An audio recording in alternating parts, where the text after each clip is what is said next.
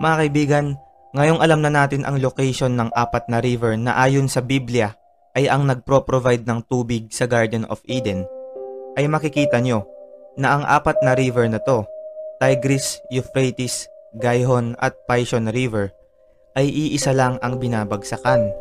Yun ay ang Persian Gulf. Mga kaibigan, ito na kaya ang totoong lokasyon ng Garden of Eden? Posible.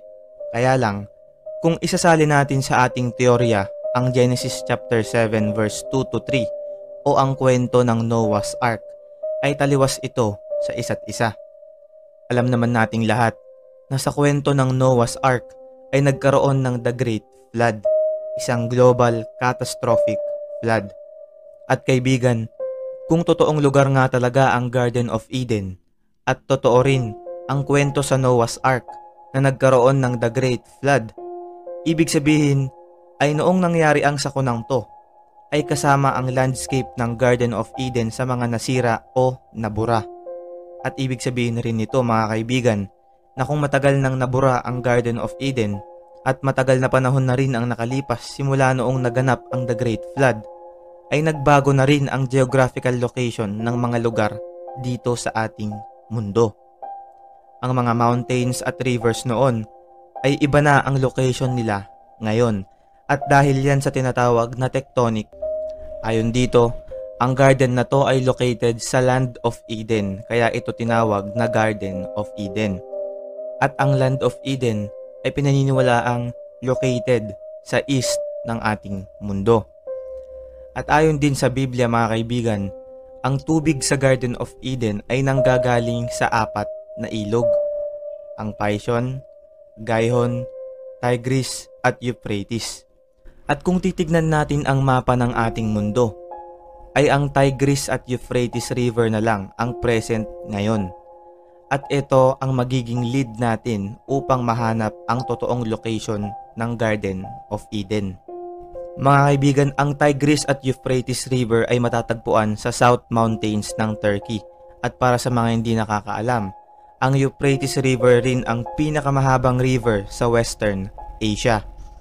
At sa dalawang ilog na to, ang agos ng tubig nila ay papuntang Iraq at tumitigil ito sa Persian Gulf. At ang Persian Gulf mga kaibigan ay matatagpuan sa pagitan ng Middle East, Iran at Arabian Peninsula, na extension rin ng Indian Ocean. At gaya nga ng sabi ko kanina, na ayon sa Biblia, ang tubig sa Garden of Eden ay nanggagaling sa apat na ilog, ang Pishon, Gihon, Tigris at Euphrates.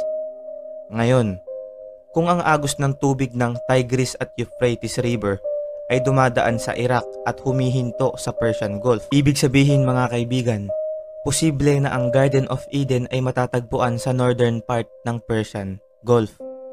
At ayon rin sa Genesis chapter 2 verse 10, a river flowed out of Eden to water the garden, and there it divided and became 4 rivers. At ang interpretation ng verse na to ay meron daw apat na ilog na nagsasama-sama sa iisang location dahil iisa lang ang dinadaanan ng mga to. At posible mga kaibigan na yung location na yun kung saan nagsasama-sama yung apat na river ay ang Persian Gulf.